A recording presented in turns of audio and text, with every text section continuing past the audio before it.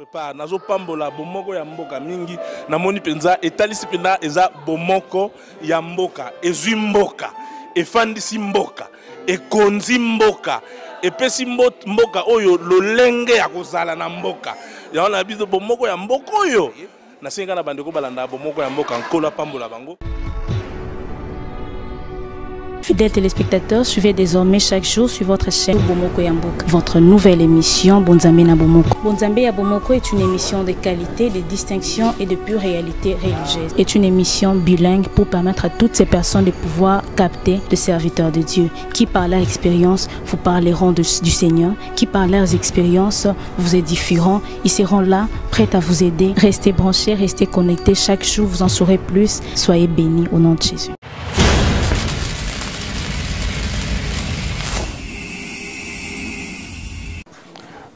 Bandeko bana nzambe tokutani lisusu na mokolo lelo pona tina na émission na biso oyo tomeseni kolanda oyo ezoko pambola biso na tangu nyonso na bandako na biso na ba bureau esika tozwami na misala na ba mituka partout esika tozwami tangu na biso ebelemi oyo tolandaka émission na biso les pasteurs répond oyo epesami na mosali na nzambe le révérend pasteur Alain Mukenenge oyo azali ko sala mosala na nzambe na kati na communauté ministère international la délivrance église ya Yolo bien-aimé tango na biso ekoki oyo esengeli tolanda oyo ezali émission na biso ndenge na yebisi biso ke toyambeli biso susu na mokolo ya lelo l'homme de Dieu le révérend pasteur Alain Mukenenge oyo azali pasteur azokamba église ya la délivrance ya Yolo.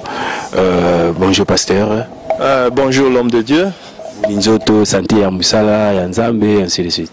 Par la grâce de Dieu, par la grâce de Dieu. Le bon message nous le tamboli au tambola yo morote aux tambola toujours na ba collaborateur na yo na munyo yepe yo morote oyena ndeko na biso aza pembeli soki ko présenter biso ye. O aza pembeli na biso c'est notre bien-nommé le berger David Kilala. D'ailleurs, Nengazawana, dans tout prochain jour, Azobimisa son livre, La bête qui monte de la terre. Donc, je crois, l'ami Kolekeya aussi, il aura le temps. Il y a Kolekapé na plateau, na l'émission Le Pasteur répond. Pour nako bimisi la biso ya bombi. À part quoi, Yomorope Moussa Nanzamozana, l'évangile c'est Jado. Aïbani Moukili Moumala, l'autre m'a pas donné beaucoup de commentaires. En tout cas, nzamba za lokumu na banzi ba na nzambe de bomolika ambiance ya émission ndenge zalaka mukola lelo penza mutona na kotite benga baninga bokota parce que mukola lelo tozo pamba mapenya makasi émission na biso uti koleka pasteur alobela kibiso sur les trois sortes de la sorcellerie bongo lelo abombeli biso susu makambo kitoko molimo na nzambe esungi penya balambeli biso bile ya kitoko susu koleka oyo mosana nzambe abombeli biso pona kopambola libota na nzambe na mokolo lelo nalingaki maloba ezonga penya na mboka na ye parce que molimo na nzambe basolola ki na ye molimo na nzambe babongisi makamu na ye babongisi makamu so na ye yende akotalisa biso nini oyo abongisi biso lelo pona tinda ya lipambola na biso bana nzambe maloba na mboka na mosana nzambe.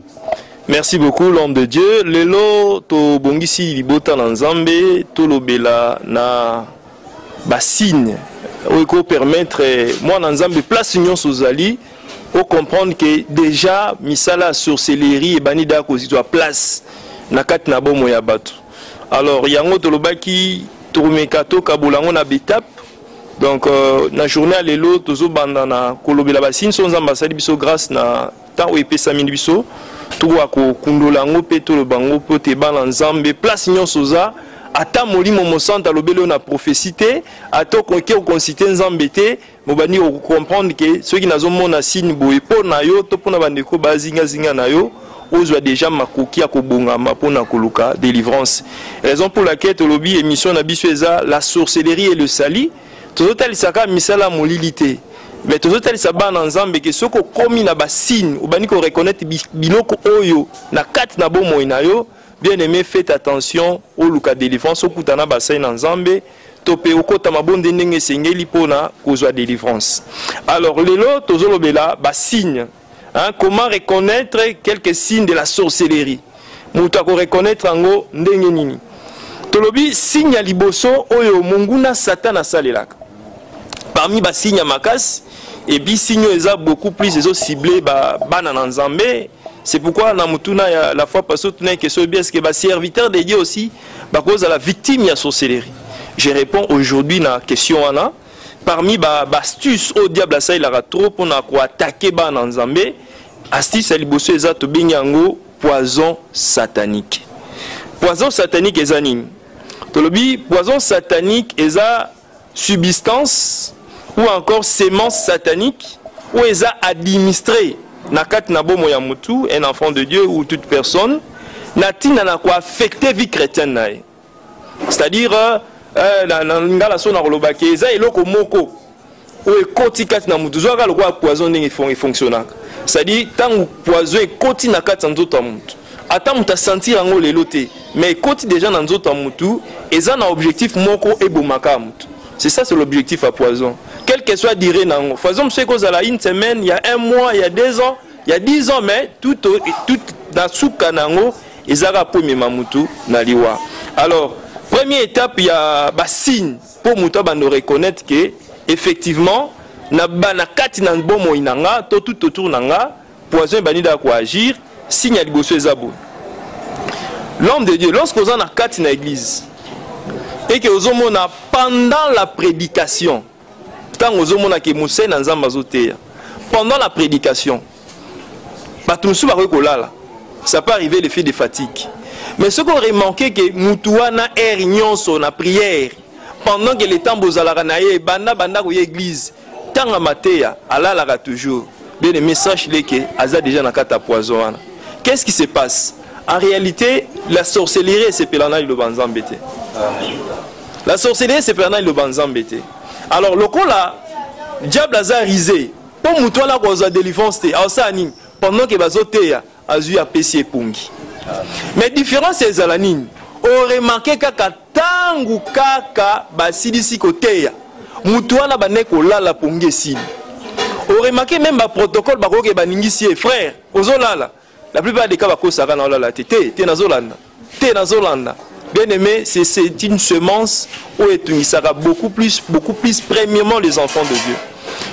Balingi azwa délivrance te atike kanaka et ignorance. Alors, ficine oeza loko la pate. Na lobite ke mutu nyonso azola la pendant la prière za sorcier. Bana nzambo limisa na kangi mutu nyonso ndogite.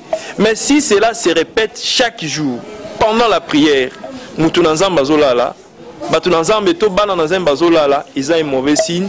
Mutu wana asengeli akutana basana. Ba mususu ba roza pena maladie du sommeil. Oui papa, maladie du sommeil ala la hernie sauté. Ezana ndako alali. Ezala na éviter dans moi activité moi alali. Mais on a zolo pendant la prière. Comment voulez-vous tous années de prière à dimanche? Tous années nous 9h, tous années 10h. Mais mutazola la comme ça là qui n'a fait. Et puis attends la moussier, frère, la mouka, sœur la mouka, oui. Animi benage oui te na Zolanda. Mais fin de compte à zongi non, ce sont des signes.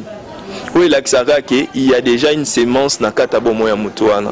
Cet homme doit faire très attention. Ce sont des choses dans l'église et généralement les gens n'acceptent pas. Et ça ce qu'on passe pour et cause à la mukolo. Mukolo azana kawana.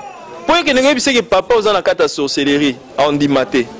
Babilo kwa même ya rola la l'église et c'est les carapita on soupe na basala nzambe dernièrement nazo solo la na mosala nzambe moko azo beta li solo abino pasteur na bango écoute eza ninge na ba protocole ba comprendre ba linga suko ko bouger té ala la fort na cher donc niveau là sur avani donc a keina déjà keina ce que pasteur pas se retrouver le loko wana ce qu'on a évité son pasteur azo se retrouver déjà na kati na ba signe na sur célérément la Bible donne que c'est qu'on a ce que pasteur tant azo té ya libota na nzambe azo pambola ba na nzambe to azo sani na lina kota na kati na profondeur yeloko wana te po egemema ba problème ebele.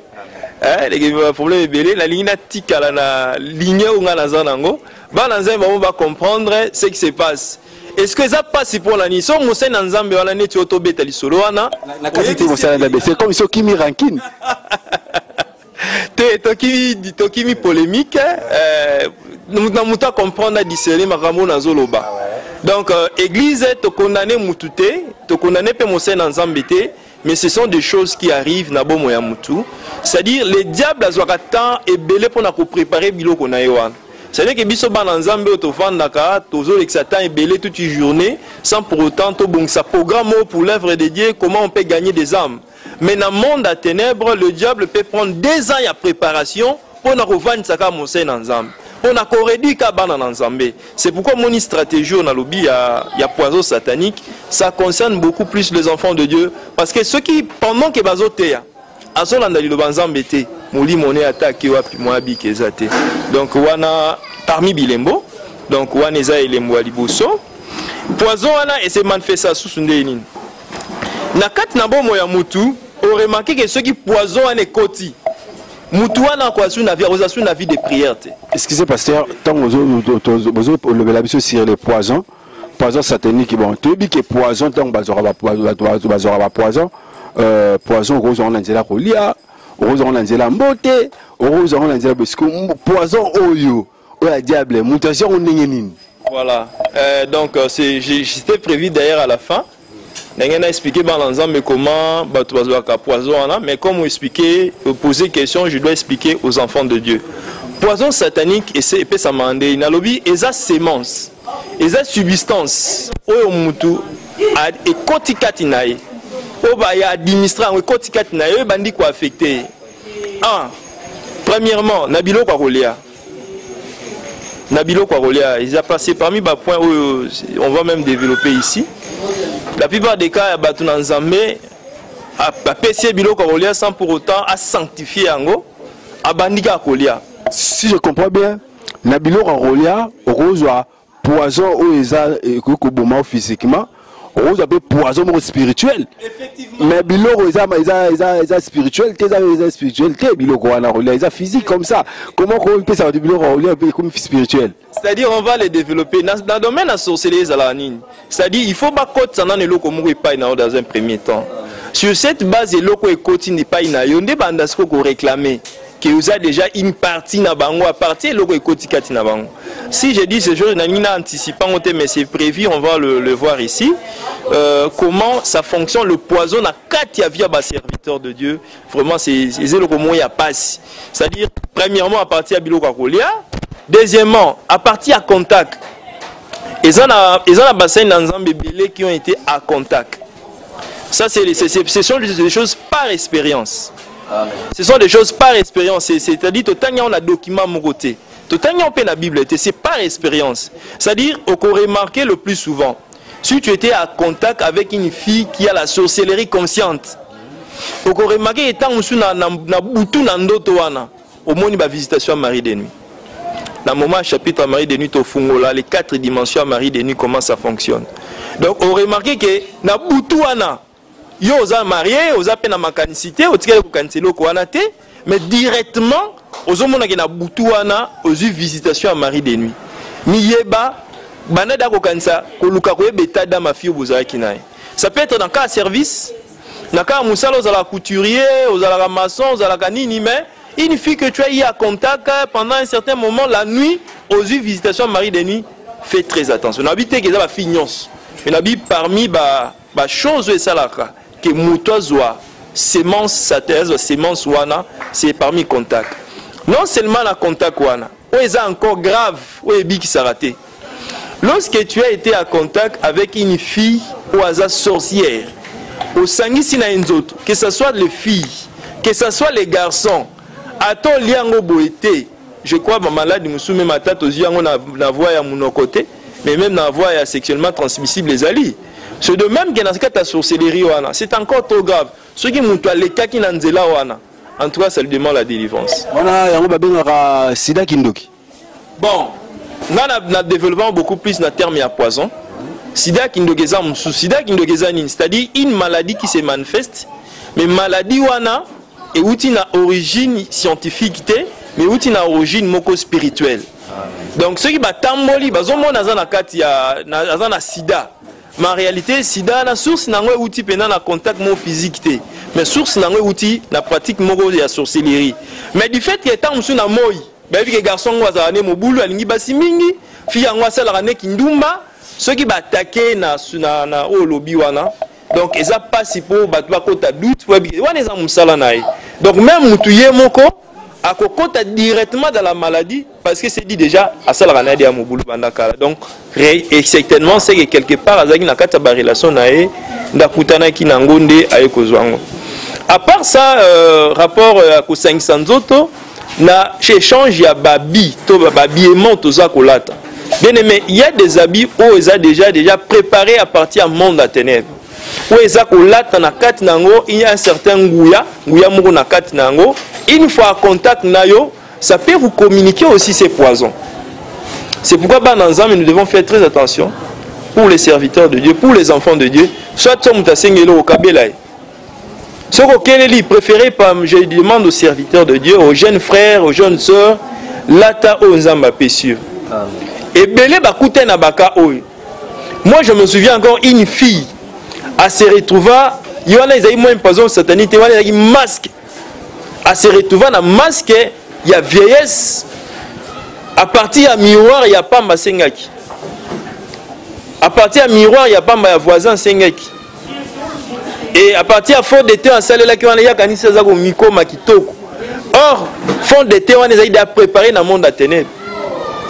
So talibo na mo ifi wana za kitoko. Mais na moli bo so balaxé longina lika kwa za kitoko. Donc c'est pour dire que ce sont des contacts où ils ont déjà préparé. Yo yebate. Ce sont des choses qui sont déjà préparées. Tant que continue na kat na vie na yo et qui semence. Na mole sigana pasteur c'est comme si ba nzambe atuka bolanda biso malamu pa makambo ekomi ba ekomi bana mozindo ba makambo ekomi ko yinda penzo senti que pasteur nzambe penza zo sunga.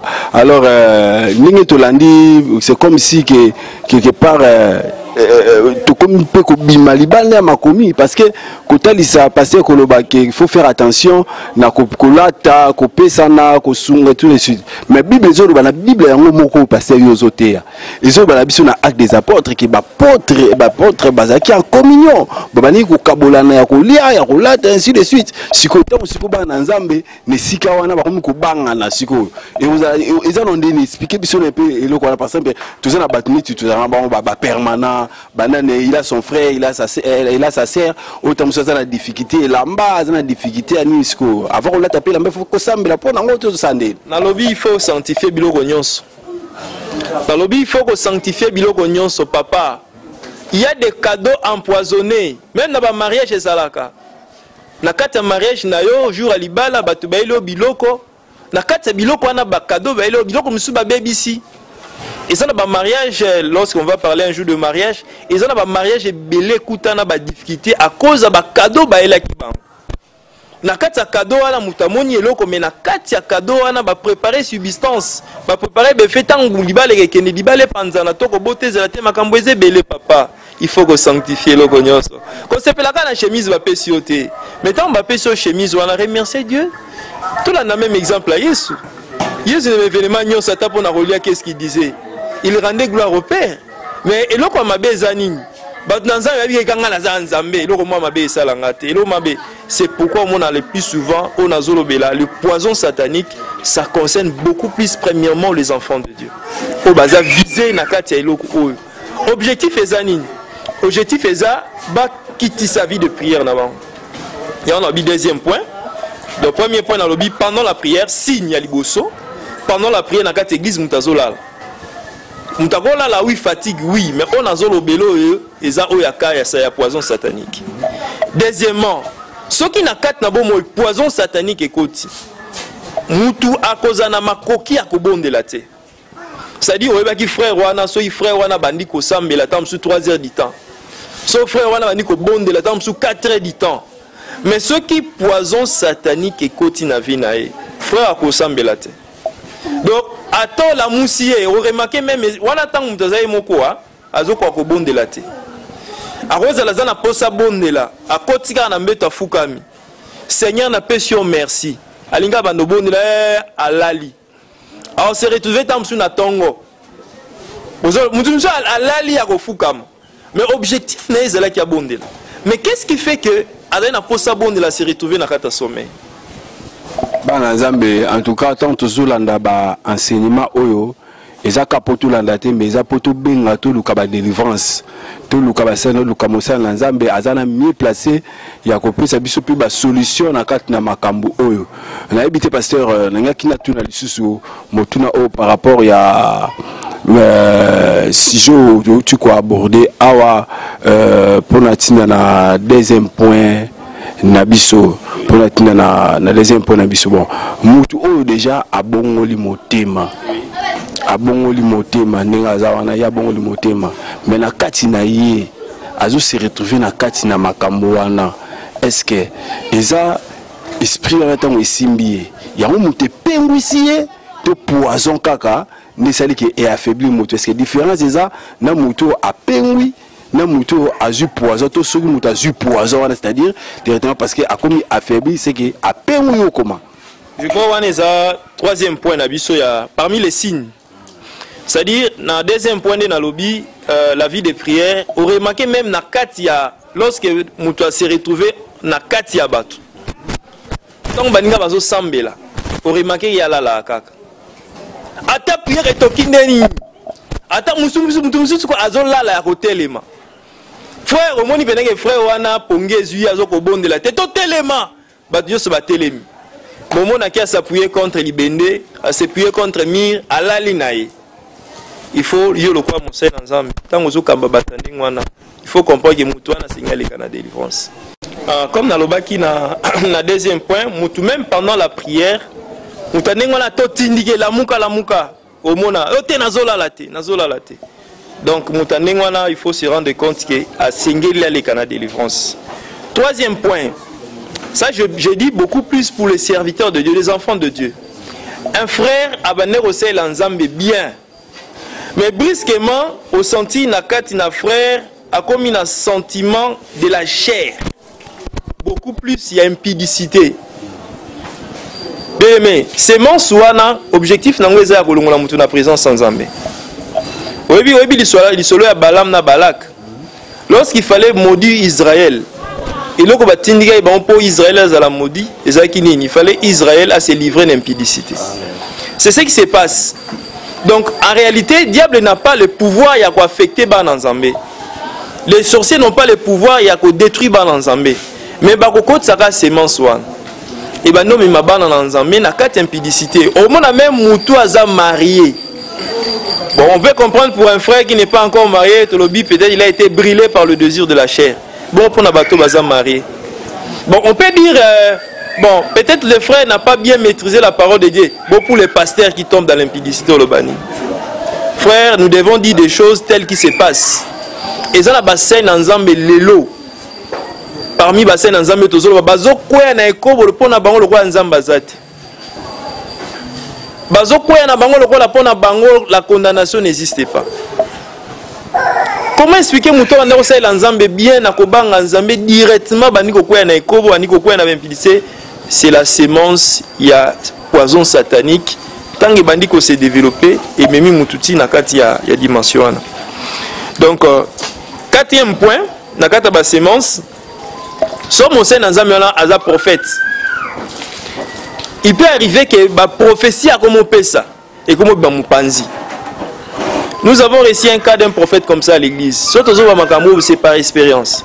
Un grand prophète, je ne vais pas citer son nom, il se disait lui-même la bouche de l'éternel, la bouche autorisée de l'éternel. Donc, prophète, Touana a coupé son message, il y a date de naissance, comme on va nous a bomwana, a coupé sa couleur et lambo lati sous vêtements non akat. Donc, c'était vraiment un homme de Dieu, autant qu'il n'a qu'à l'église. Culte matinal, église est tondie. Culte yapoko, église est tondie. Mais qu'est-ce qui s'est passé? Diable a utilisé un serre moko. Serre wana zaki pembe, ane go tabandal, wana c'est dans l'église mère. Serre wana c'était une sorcière. Mais l'homme de Dieu, le prophète Tozolo Belawa, azalaki voilé à partir ya pembe ya kitoko ya serre wana. Et un jour la serre a élé biloko kolia. Les prophètes allaient sans pour autant sanctifier Biloko. Et comment comprendre l'homme de Dieu Beti Mwanzondo et Beti Liban. Mais Moutoua le Brabena Babiloko vrai. Mais qu'est-ce qui fait que Babiloko est comme Malibanda? Ma pasteur n'a pas papa. ozui déjà poison. Alors bingai nga vraiment la bouche autorisée de Dieu n'a poison à côté en oteme. Mais fin de compte, l'homme de Dieu a bien copé quoi. Dans un exemple, on a quatre sa Bible, sur un livre à 1 roi chapitre 22, 1 à 36. Au monde on a quatre na Bible où 400 prophètes ba bengi bango et pas le roi Akab pour consulter Nzambé. Bango nyonso ba prophétiser selon bango bazomona ba prophétiser dans l'esprit de Seigneur que Akab soit kebitumba kolonga. Mais une seule personne qui a parlé de la part de Dieu, c'était le prophète Michée. C'est pour dire que même les hommes de Dieu, il peut arriver que l'esprit wana côté. Vous comprenez le wana? Ici, j'ai fait allusion pour faire voir aux enfants de Dieu que même l'esprit et sa message à ma vie.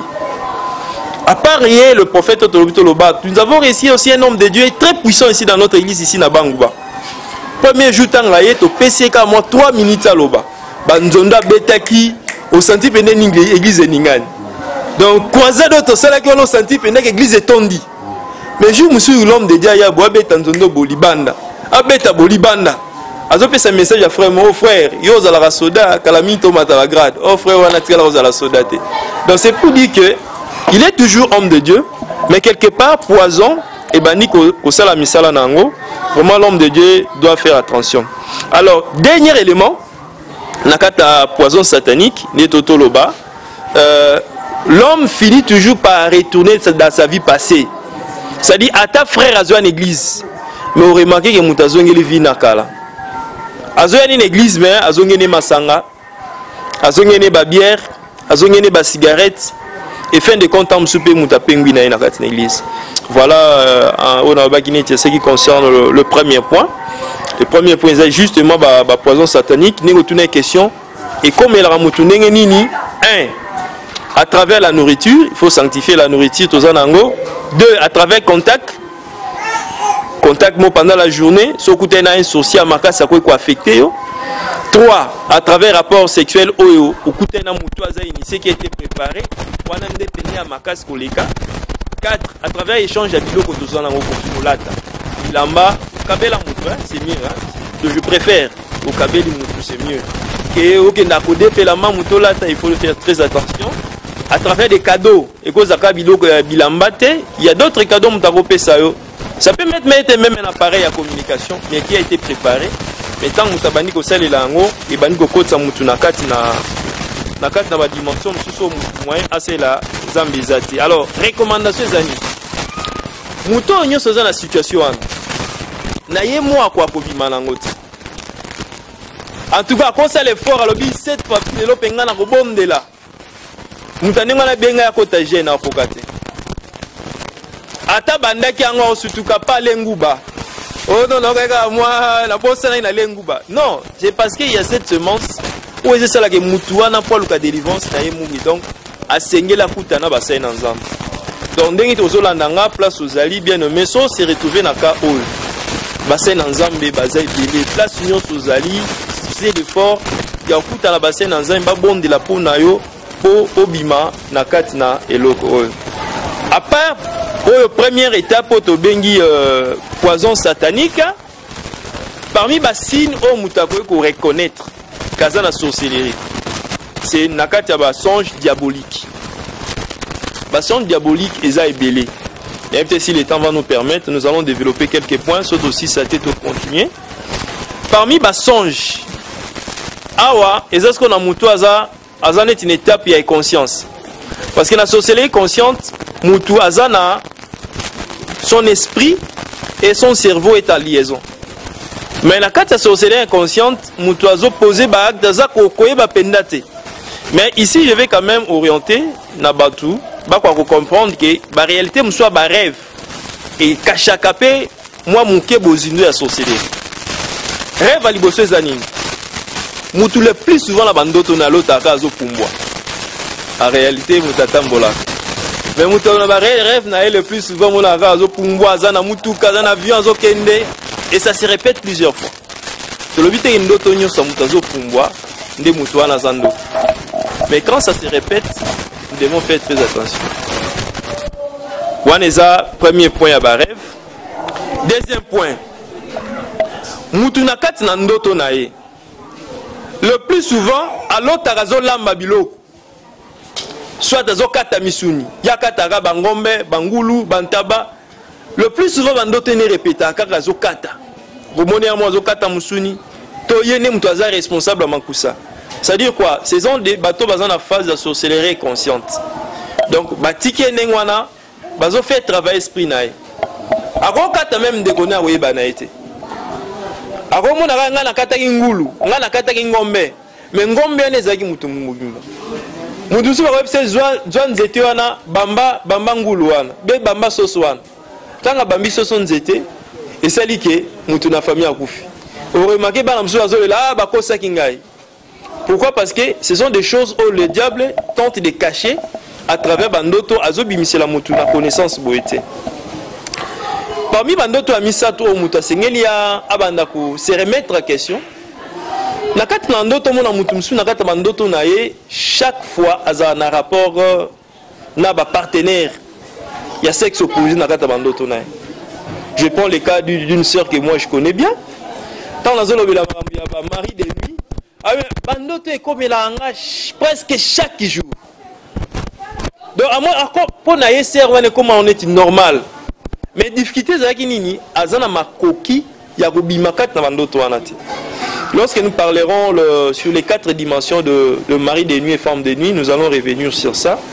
Donc parmi les signes, pour nous comprendre que donc, né nazaboui, naza déjà na kati ya ba sémence ou ya sorcellerie ou agir déjà.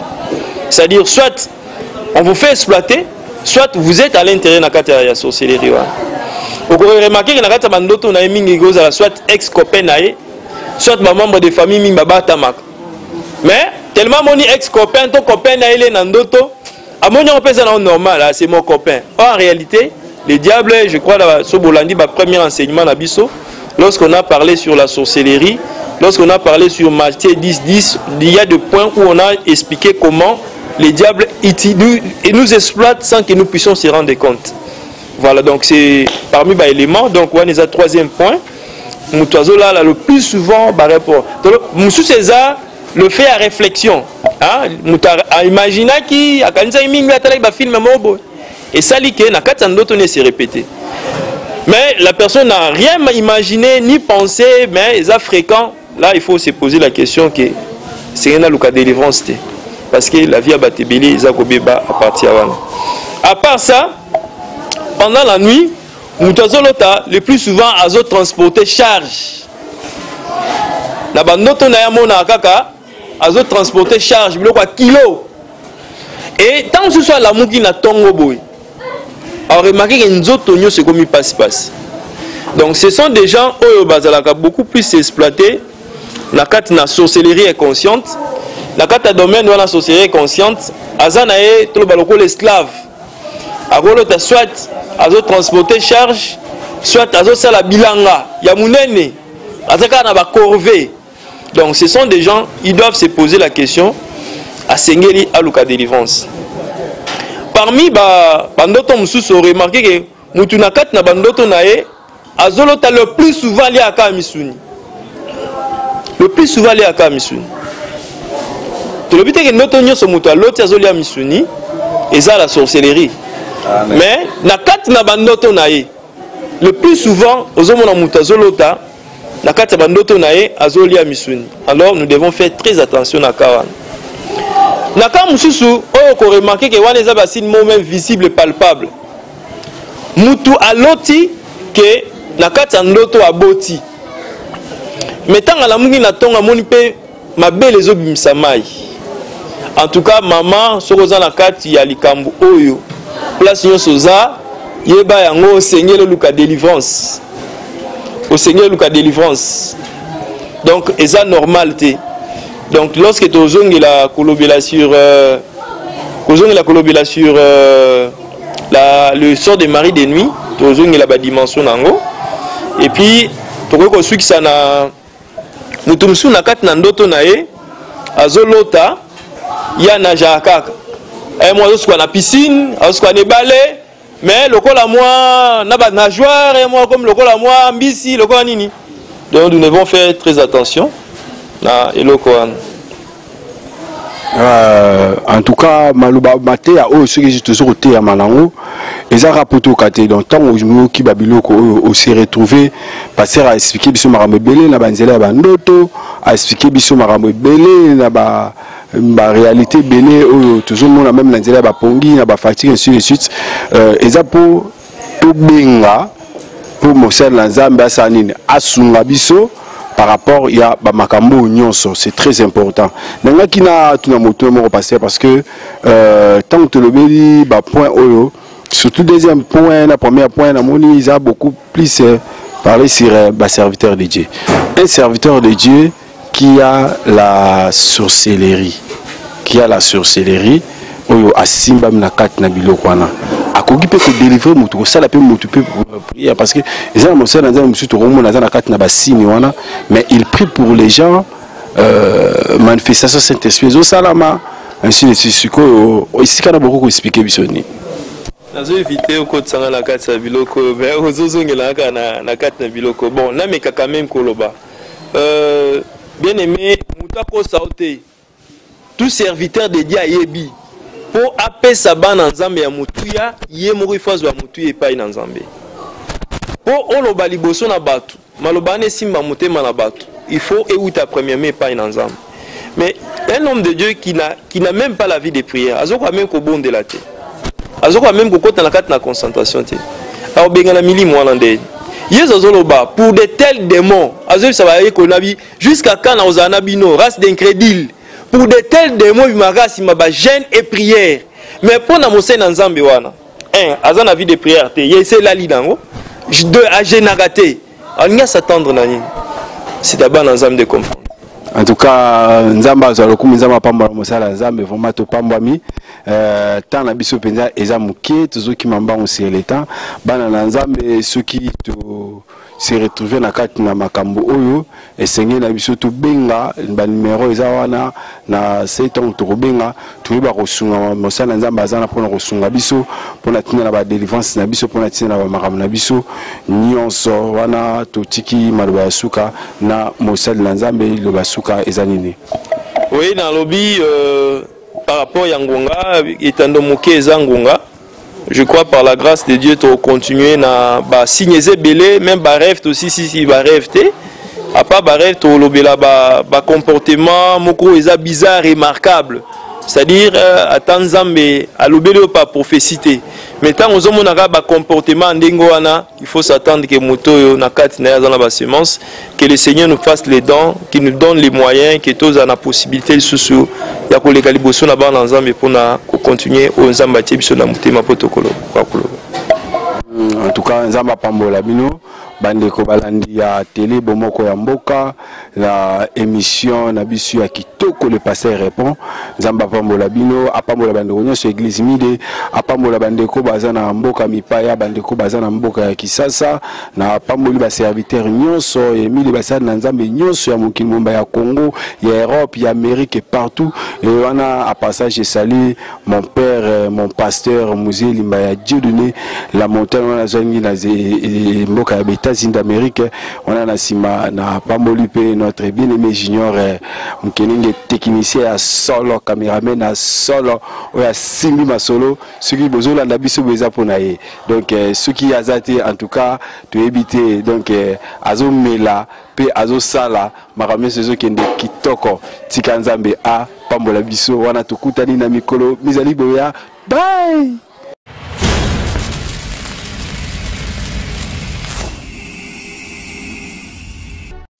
Nazo pambola bomoko ya mboka mingi namoni penza etalisi pena eza bomoko ya mboka ezwi mboka efandisi mboka ekonzi mboka epesi mboka oyo lolenge ya kozala na mboka ya na biso bomoko ya mboka oyo nasenga na bandeko balanda bomoko ya mboka nkola pambola bango. Fidèles téléspectateurs, suivez désormais chaque jour sur votre chaîne Bomoko ya Mboka, votre nouvelle émission Bonzambe na Bomoko. Bonzambe ya Bomoko est une émission de qualité, de distinction et de pure réalité religieuse. C'est une émission bilingue pour permettre à toutes ces personnes de pouvoir capter les serviteurs de Dieu qui par leur expérience vous parleront du Seigneur, qui par leurs expériences vous édifieront. Ils seront là, prêts à vous aider. Restez branchés, restez connectés. Chaque jour, vous en saurez plus. Soyez bénis au nom de Jésus.